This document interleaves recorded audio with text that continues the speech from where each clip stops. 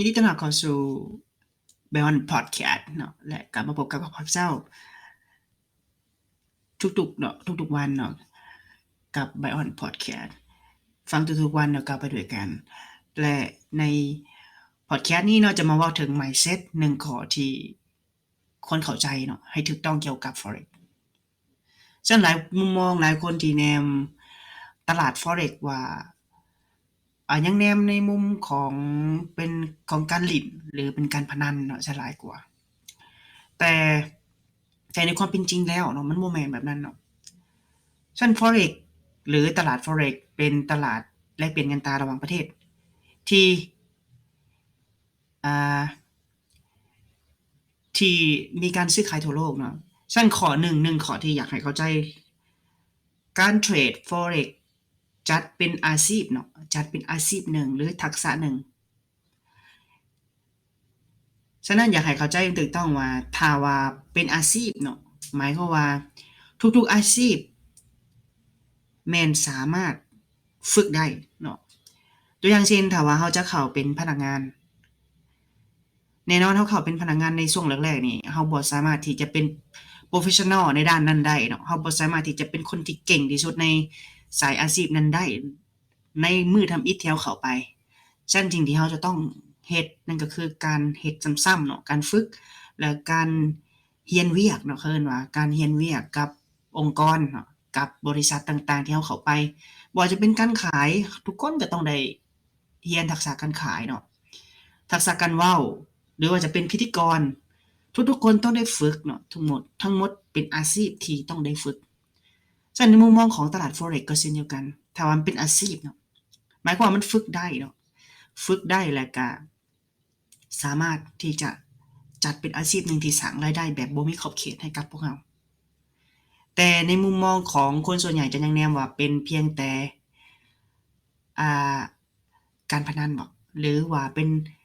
ในรูปแบบของลบๆสลายกลัวเนาะย้อนความบ่เข้าใจเนาะแต่ข้าพเจ้าอยากแนะนำว่าในโลกนี้เนาะมันกว้างใหญ่เนาะทุกๆธุรกรรมบ่ว่าจะเป็นการนำเข้าการส่งออกมันจะมีการแลกเปลี่ยนอยู่แล้วเนาะฉะนั้นบทบาทที่สำคัญของตลาด Forex คือการแลกเปลี่ยนระหว่างประเทศนี่แหละบ่ว่าจะเป็นการนำเข้าแบบลักลอบเนาะที่เราก็เคยเห็นมีการลักลอบการหนีภาษีการลักข้ามแบบบ่ถูกกฎหมายมันก็ยังต้องมีการแลกเปลี่ยนเพราะว่าเราบ่สามารถใช้เงินเก็บในการไปซื้อสินค้าจากต่างประเทศได้มันต้องมีการแลกเปลี่ยนสกุลเงินของประเทศดังกล่าวเนาะ และในนั้นก็จะมีตัวกลางเนาะก็จะมีร้านแลกเปลี่ยนแดจะมีธนาคารแดที่จะคอยสนองเงินตราให้กับเราในการเพื่อสำระสะสางฉะนั้นบทบาทของตลาด Forex ก็คล้ายๆกันเนาะแต่ตลาด Forex เนาะมันจะใหญ่กว่าและมีการซื้อขายเป็นหลายล้าน Billion ในแต่ละวันฉะนั้นสิ่งที่เราควรเข้าใจเกี่ยวกับตลาด Forex ก็คือเราต้องแนมให้ถูกต้องว่าตลาด Forex หรือการเทรด Forex มันคือทักษะคือสกิลหนึ่ง